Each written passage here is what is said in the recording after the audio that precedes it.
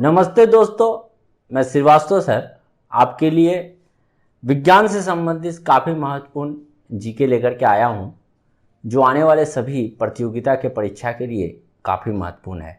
और ये सारी की सारी प्रश्न जो है एग्जाम्स में बहुतों बार पूछी जा चुकी है। कौन सी गैस का आवरण सूर्य से निकली पराबैंगनी विकिरणों को अवशोषित करती है?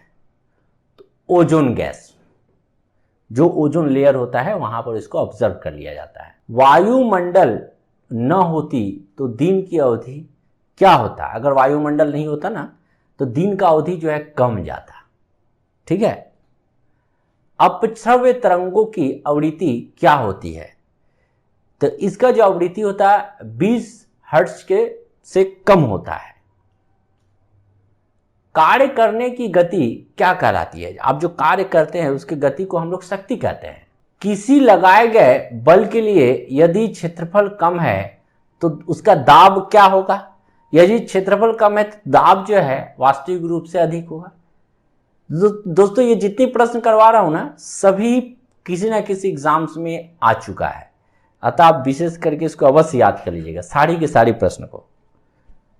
शैलों तथा खनिजों में सर्वाधिक मात्रा में पाया जाने वाला तत्व क्या है? तो शैलों और खनिजों में जो सबसे मात्रा में पाया जाता है वो सिलिकॉन होता है। एसिड, जिसको अम्ल कहते हैं, वो बदलता है। कब बदलता है? तो जब इसको नीले लिटमस में दीजिएगा तो लाल में बदल जाता है। वे आवृत बीजी पौधे जिनके बीजों में 2 द्विबीजपत्र होते हैं उन्हें क्या कहा जाता है? तो उन्हें जो है द्विबीजपत्री कहा जाएगा, है ना। धरती की सतह पर मापने पर एक वस्तु का भार 60 N है, तो चंद्रमा की सतह पर मापने पर उसका भार क्या होगा?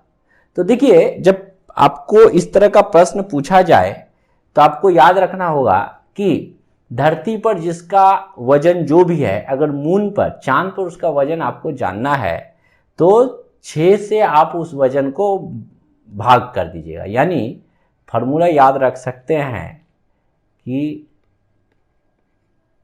धरती का भार बटा में 6, क्योंकि मान लीजिए हम यहां पर 60 दिया हूं, वहां पर 360 भी दे सकता है, तो आप क्या कीजिएगा, तो 6 से भागा दे दीजिएगा। यानी 60/6 इक्वल टू 10। आंसर है यहां पर 10, है ना। अगले प्रश्न पर जाता हूं। डैश अल्कोहल और कार्बोक्सिलिक एसिड को वापस देने के लिए एक एसिड या बेस की उपस्थिति में प्रतिक्रिया करता है। तो एस्टर जो है इसमें प्रतिक्रिया करता है।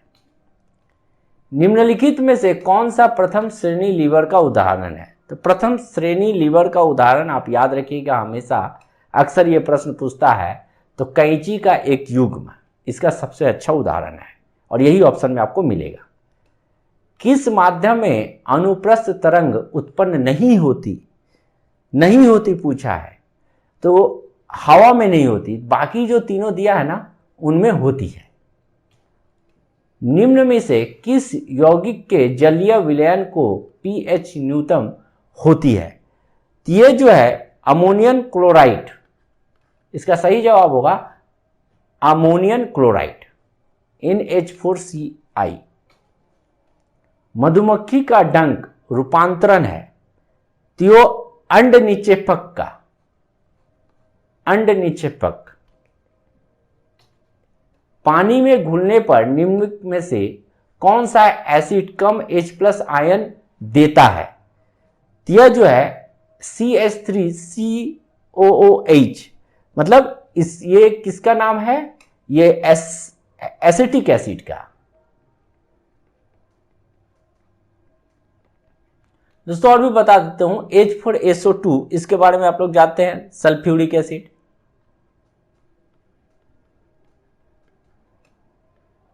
ये सब भी जानना आपके लिए जरूरी है। HNO3 मतलब नाइट्रिक एसिड।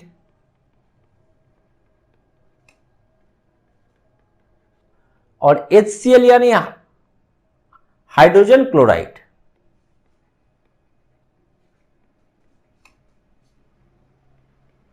हाइड्रोजन क्लोराइड तो इसको जरूर याद कर लीजिएगा, ये भी आपका शायद कहीं ना कहीं मदद आ जाए। पानी से भरे एक बर्तन में बर्फ का एक टुकड़ा तैर रहा है। पूरी बर्फ के पिघलने पर बर्तन का जल स्तर पर क्या होगा? कुछ नहीं, वो अपरिवर्तित ही रहेगा। ट्रांसफार्मर किस सिद्धांत पर आधारित है? जो ट्रांसफार्मर है ना, वो चुंबकीय का जो सिद्धांत है, यानी चुंबकीय प्रेरण, इससे जो है इस सिद्धांत पर आधारित है। पृथ्वी के उपग्रह का कक्षीय वेग किस पर निर्भर करता है? वो जो निर्भर करता है कक्षा का त्रिज्या पर, रेडियस पर। निम्न में से कौन सा परमाणु बहुपरमाणविक है?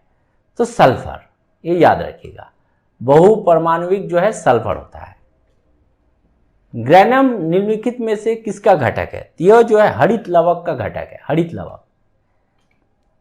सोडा वाटर बनाने के लिए कौन सी गैस प्रयुक्त की जाती है? सोडा वाटर के लिए, तो सोडा वाटर के लिए कार्बन डाइऑक्साइड CO2 का प्रयोग किया जाता है दोस्तों। और देखिए आपको बता दूं, NO यानी नाइट्रस ऑक्साइड, शायद आपको कुछ काम आ जाए। और इससे अधिक प्रश्न पूछता भी है, ये जो मैं बता दे रहा हूं ना, ये भी पूछ देता है कि NO stand for what? CO carbon monoxide.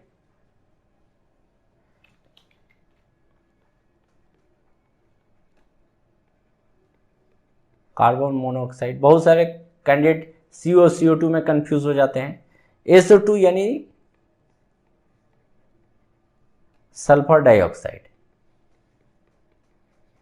और CO2 का मतलब तो आज बचपन से पढ़ते आ रहे हैं, और आज जो इतनी ज़्यादा गर्मी बढ़ रही है इसका ही देन है, तो इसको तो याद रखना ही पड़ेगा, कार्बन डाइऑक्साइड। आते अगले प्रश्न पे। 1 ग्राम वाले पदार्थ का तापमान 1 डिग्री C बदलने के लिए आवश्यक ऊष्मा की मात्रा को क्या कहते हैं? तो जब आप 1 ग्राम पदार्थ का तापमान 1 डिग्री C बदलना चाहते हैं तो विशिष्ट ऊष्मा इसको कहा जाता है। लॉगरिदम का आविष्कार किसने किया था? तो जॉन नेपियर। पोलियो विषाणु शरीर में प्रवेश करता है कैसे? दूषित खाद्य और पानी से।